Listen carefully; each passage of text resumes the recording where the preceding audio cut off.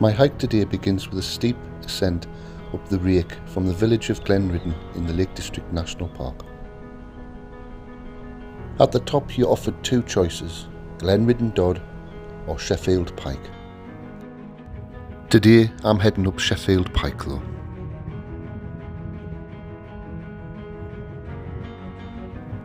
After the initial climb up the Rake, I found this part of the hike up Sheffield Pike fairly easy going. The path was really easy to follow and didn't involve any scrambling whatsoever.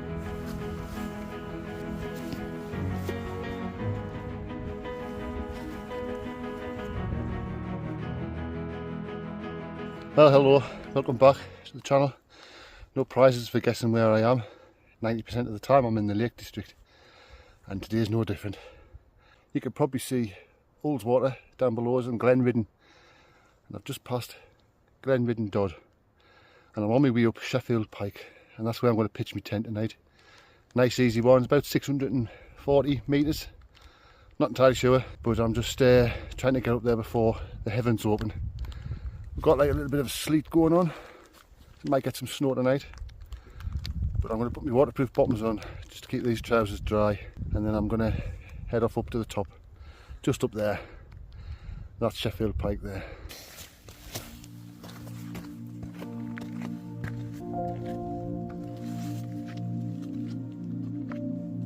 At this point you really do start to get crazy views of Glenridding and the end of Ulswater, where I parked the car. Incidentally, I paid £8.30 for 24 hours parking at Glenridding, which if you're on your own is a little steep. However, if you're in a large group, the cost to the individual is massively reduced.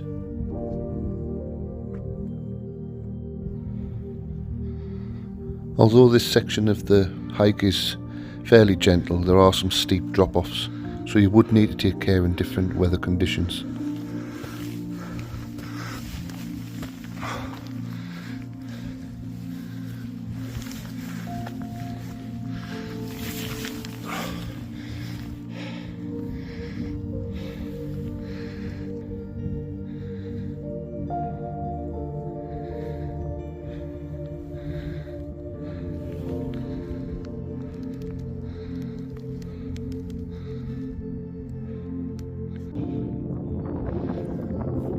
The last part of the hike before you get to the summit is called Heron Pike.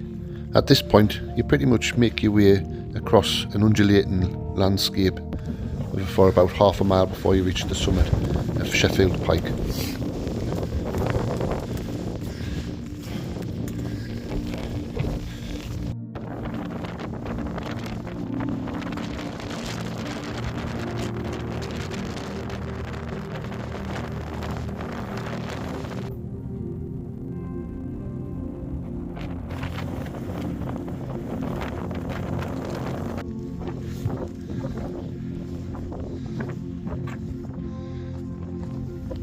Well, it's the top of Sheffield Pike, and it's fairly windy on the top.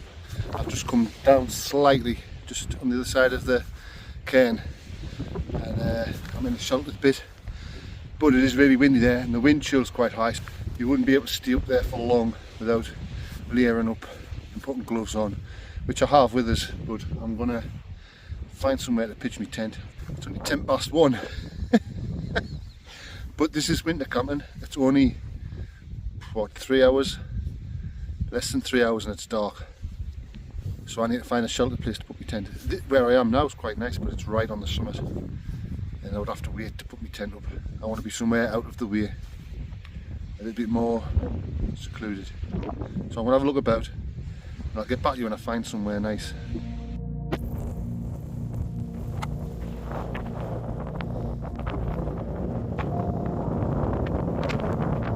Well, I found me pitch for tonight. Cracking view.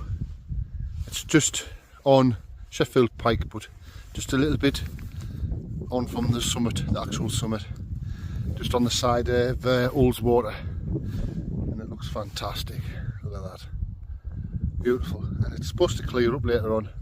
Hopefully it does. So it's pretty cold. It's about 2 o'clock. I know that's early, but 2 hours till dark, and I'm in a location where no one's going to come. So I'm going to get this tent up.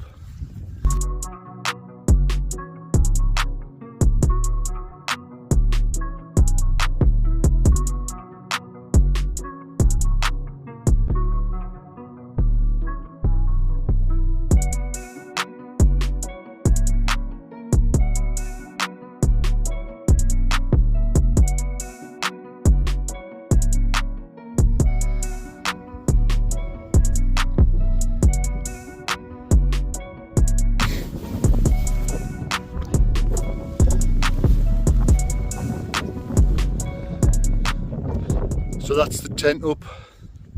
Now I'm going to get in and get warm because I'm bloody freezing. It's fairly cold now and it's only going to get colder. So I'm going to get in that tent and get warm.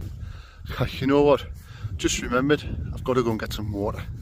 So I've put my gear in the tent, zipped it up, and I'm going to go and harvest some water. I will be using me push filter. But I'll also be boiling it. I've got a little bit of drinking water, but you know me, I don't need much drinking water because I'll boil the water that I get for some coffee and me tea. But I've got some whiskey. No, I haven't.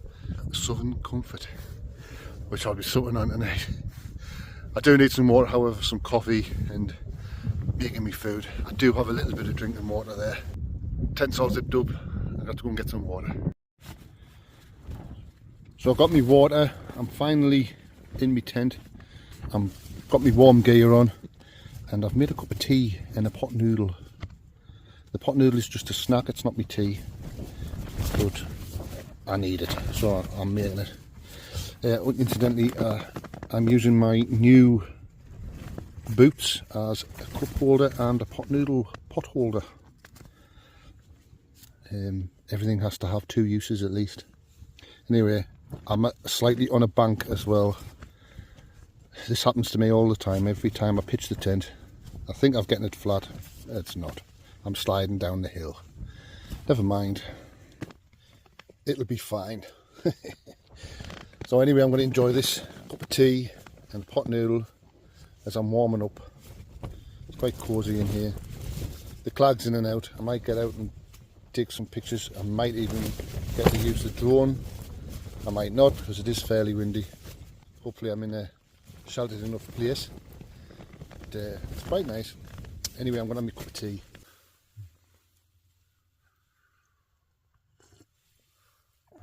So the light has faded and I'm cozied up in my tent.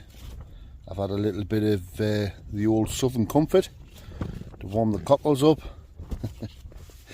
Not a lot of room in here because I'm on a bank and my sleeping pad has slid down and settled in an area where it'll just stay.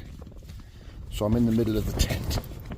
Not ideal at all, but it's sort of flat now.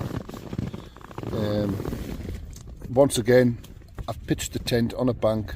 I thought it was alright because I actually lay down on it, the tent, before I put it up. And I thought it was flat, but it's not. I haven't had my tea yet.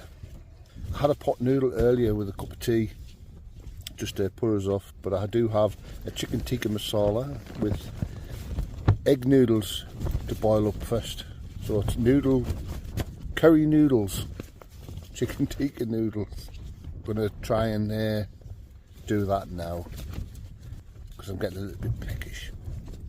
But this is egg noodles.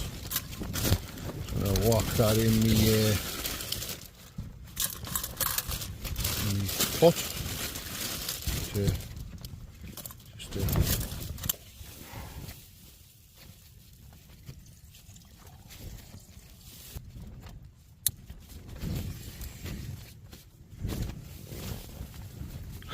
So this is the reality of trying to cook a meal in a small tent. It's fairly cramped and it's best not to drink too much alcohol before you do it. It's definitely worth mentioning, take some care when you're using stoves inside your tent. And this is the exact reason why I don't use any alcohol burners. The problem is, a lot of times I sacrifice practicality for weight. So I don't really bring the correct cooking system. So I end up making do with one cooker to make a 3-course meal. Not exactly the smartest idea, but eventually I do manage to make a feast fit for a king.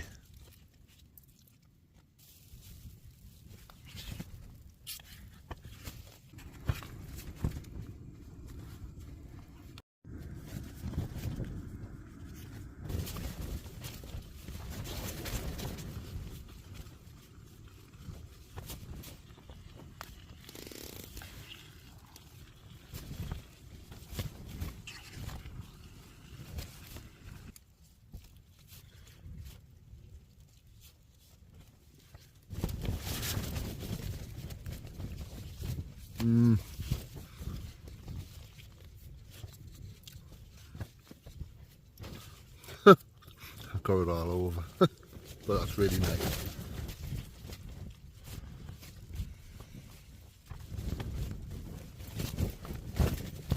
Well, that's tea done and I'm absolutely stuffed. Couldn't even eat it all. I'll put some back in the pouch. So I thought I'd have a quick chat before I turn off the cameras and I settle down. I'm going to watch a movie and then I'm going to put my head down and go to sleep. I'm hopefully going to get some drone time in the morning and show you Sheffield Pike from the air.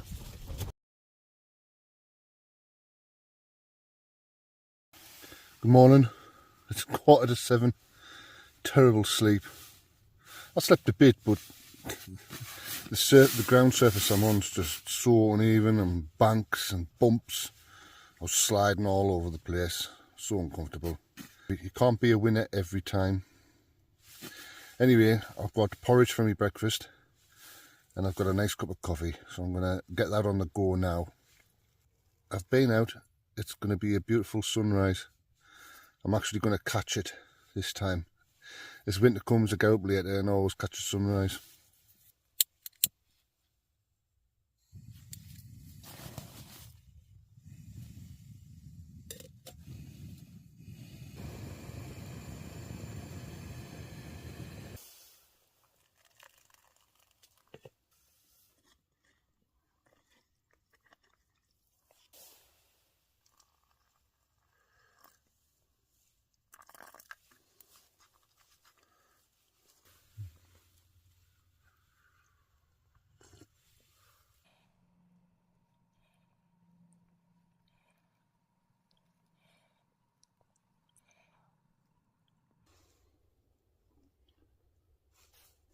What a cracking morning.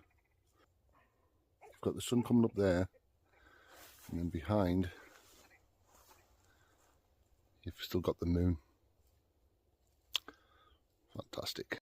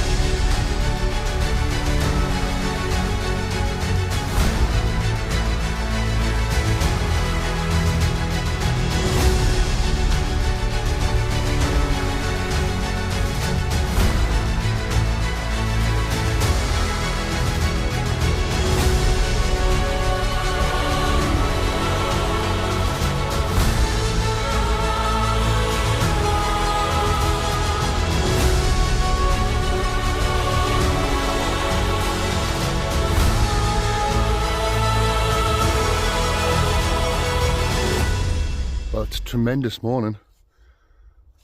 It's a big difference from last night. Getting a tremendous sunrise, absolutely beautiful. And the camera doesn't do it justice. It's just brilliant. First things first, I'm going to watch this sunrise. I'm going to grab every second of it, and then I'm going to pack the tent up and head off down to the car park. Always remember, leave no trace, as usual. You can just see where the tent was. If you've enjoyed this video, please subscribe, drop us a like and a comment. I like getting comments as well. But I'll see you next time on the next one.